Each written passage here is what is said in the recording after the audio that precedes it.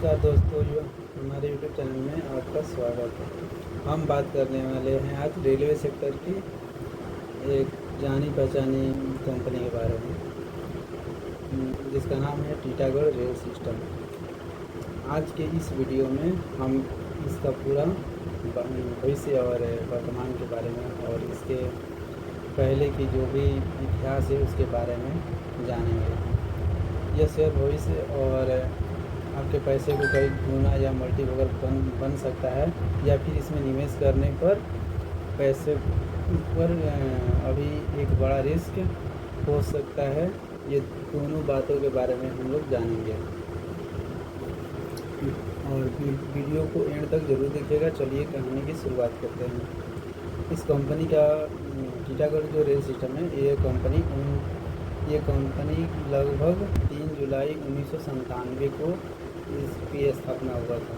शुरुआत में इसे लोग टीटागढ़ वैगन्स लिमिटेड के नाम से जैसे जाना जाता था इसको, लेकिन जैसे जैसे कंपनी का दायरा बढ़ा, साल 2023 में इस कंपनी का नाम टीटागढ़ रेल सिस्टम रखा गया। और ये कंपनी कोलकाता ये पश्चिम बंगाल में इसका हेडक्वार्टर है। कोलकाता में इसका हेडक्वार्टर है, जो पश्चिम बंगाल में कोलकाता। ये कंपनी आज भारतीय शेयर बाज़ार का एक बड़ा नाम बन चुकी है। टीटागढ़ एक प्रमुख व्यापक और यह विविध ज़रूरतों को पूरा करने के लिए प्रतिबद्ध है। और टीटागढ़ आधुनिक परिवहन समाधान बनाने में माहिर है, जिनसे सेमी हाई स्पीड ट्रेन, शहरी मेट्रो, यात्री कोच। टीटागढ़ रेलवे के मुख्य मतलब क्या क्या काम करते हैं, किस काम के सेगमेंट टीटागढ़ रेल सिस्टम है। तो भारतीय रेलवे के यात्री डब्बे बनाती है, मतलब ये जो होता है कोच होता है, जो हम लोग जनरल और ऐसे डब्बे देखते हैं भारतीय रेलवे के, उसका निर्माण करती है। इसके साथ ही डिफेंस और शिप बिल्डिंग में से जुड़े प्रोडक्ट में भी काम करती है। अब आते हैं सबसे ज़रूरी बात, कंपनी के ताज़ा नतीजे और इसकी सबसे बड़ी ताकत है। और इस कंपनी और इसके बाद से इस कंपनी का फोकस वैश्विक स्तर इंफ्रास्ट्रक्चर क्षेत्र में एक अग्रणी और प्रतिष्ठित कंपनी बनना है, और जो विश्व स्तरीय उत्पादन और सेवाएं प्रदान करके इस कंपनी का फोकस ये है कि इसको विश्व स्तर पर यानी ग्लोबल स्तर पर इंफ्रास्ट्रक्चर में आगे बढ़ना है। ठीक, इस कंपनी के पास इस वक्त 24,000 करोड़ का ऑर्डर बुक मौजूद है। इसका सीधा मतलब यह है कि आने वाले 3 से 4 सालों तक कंपनी के कारखाने में काम की कोई कमी नहीं है। हालांकि तिमाही नतीजे कंपनी के मार्जिन और मुनाफे पर थोड़ा दबाव देखने को मिला है। खर्च बढ़ने की वजह से प्रोफिटेबिलिटी यानी जो प्रॉफिट है इसका थोड़ी गिरावट आई है, जिसे एक स्मार्ट इन्वेस्टर होने के नाते आपको नज़रअंदाज नहीं करना चाहिए। आइए इसे बहुत ही आसान शब्दों में समझाते हैं। पहले बात करते हैं इसकी ताकत यानी सेगमेंट। तो ये रेलवे और मेट्रो सेक्टर में कंपनी का मार्केट शेयर बहुत मजबूत है। रेलवे और मेट्रो सेक्टर में इस कंपनी का मार्केट शेयर बहुत मजबूत है। सरकार का कैपेक्स लगातार बढ़ रहा है। गवर्नमेंट जो है रेलवे सेक्टर इंफ्रा पे ज़्यादा बूस्ट दे रही है, तो आने वाले समय में इसको भी वो ग्रोथ मिलेगा। ऑर्डर बुक में विजिबिलिटी बहुत ही क्लियर है इसका। लेकिन अब बात करते हैं रिस्क, क्योंकि बिना रिस्क समझे इन्वेस्टमेंट करना बेवकूफ़ी होता है। तो कंपनी का शेयर और पास्ट के मुकाबले देखा जाए तो कंपनी का वैल्यूएशन बहुत ही महंगा है, मतलब ज़्यादा भी महंगा नहीं है पर थोड़े महंगा है, महंगे वैल्यूएशन पर ट्रेड कर रही है। और इसके बिजनेस का एक बहुत बड़ा हिस्सा सरकारी ऑर्डर है और ट्रेडर्स पर टिका है। मतलब ऑर्डर जो है ना इसका, वो सबसे ज़्यादा गवर्नमेंट का ज़्यादा है। अगर पॉलिसी में थोड़ा भी बदलाव हुआ तो असर सीधा कंपनी पर पड़ेगा। अगर गवर्नमेंट आगे चल के कुछ बदलाव कर दे तो सीधा असर जो है ये सीधे कंपनी पर पड़ेगा। तो फाइनल कैलकुलेशन क्या दिखता है कि अगर आपका नज़रिया 5 से 10 साल तक है तो आपको भारत के रेलवे और डिफेंस ग्रोथ पर पूरा भरोसा है, तो टीटागढ़ रेल सिस्टम एक बेहतरीन लॉन्ग टर्म बेट हो सकता है। लेकिन शॉर्ट टर्म में नतीजे और दबाव के वजह से शेयर में थोड़ा उतार चढ़ाव देखा जा सकता है। और इसलिए किसी भी निवेश से पहले फाइनेंशियल एडवाइजर से ज़रूर सलाह लें, क्योंकि कंपनी तो अच्छी है, कंपनी में कोई दिक्कत नहीं है, कंपनी का फोकस भी सही है, ग्लोबल स्तर पे इसका अग्रणी होना है। पर दिक्कत ये है इसका वैल्यूएशन हाई है, प्लस में जो इस क्वार्टर का रिजल्ट आया था वो थोड़ी सी मतलब समझिए कि प्रॉफिट इसका कम आया है पिछले के मुकाबले। तो थोड़ा देखने लायक है कि अगर इसके अगला क्वार्टर कैसा आता है। अगर उस क्वार्टर भी इसका नतीजे थोड़ा सा डाउन हुआ तो हो सकता है कंपनी के जो शेयर है और भी स्टॉक है वो और नीचे आया।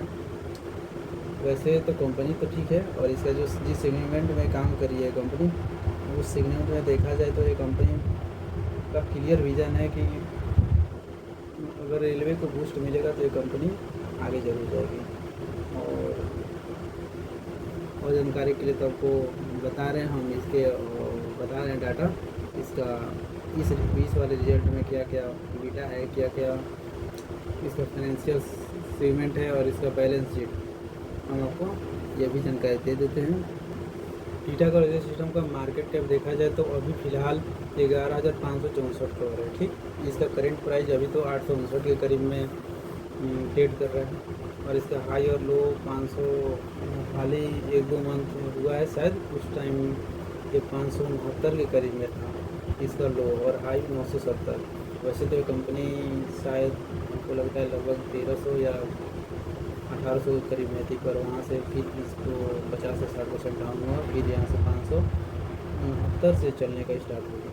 पर स्टॉक का पी भी बहुत महंगा है, क्योंकि जिस पी पे ट्रेड करिए इंडस्ट्री लेवल से भी, मतलब इसके इंडस्ट्रियल पी से भी हाई है, 72.4 का पी पे ट्रेड कर रही है यानी।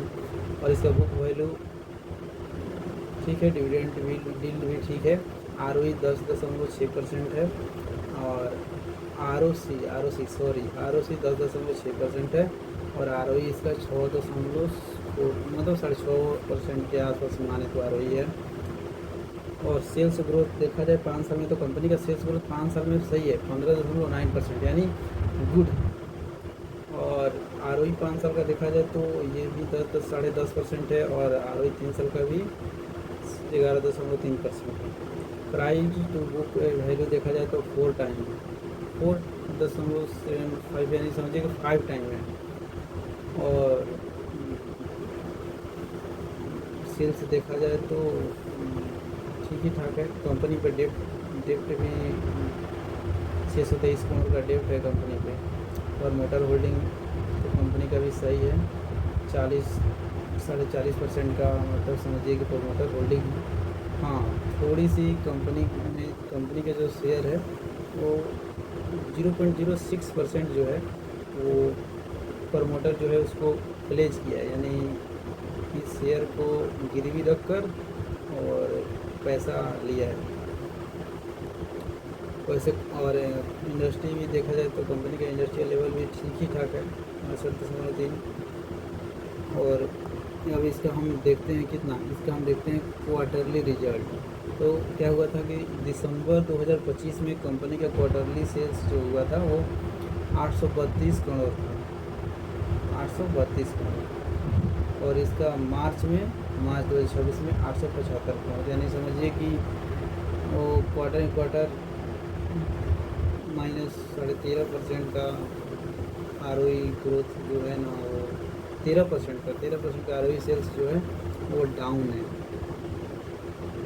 और इसके बाद इसका देखा जाए प्रॉफिट और लॉस, तो प्रॉफिट और लॉस भी वही है, प्रॉफिट और लॉस में भी समझिए कि वही डाउन ही है। हाँ, कंपनी का जो सेल्स है वो मार्च 2026 मतलब ईयरली देखा जाए, देखिए क्वार्टरली तो कुछ सही था, पर ईयरली जब देखा जाए ना तो इसका 17.5% करीब में इसका सेल्स ग्रोथ डाउन है।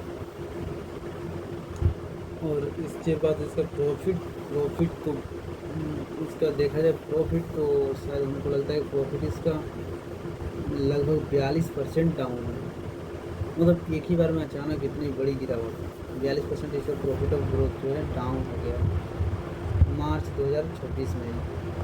ये मार्च 2026 का डाटा जो मार्च 2025 से के मुकाबले मार्च 2026 में इतना डाउन है। कंपनी के पास कैश फ्लो माइनस में है, -45 करोड़ हुआ है, मतलब कुछ ठीक ही ठाक है कैश फ्लो। वैसे भी ये इंफ्रास्ट्रक्चर में कंपनी का काम है तो थोड़ा अपना चलता है।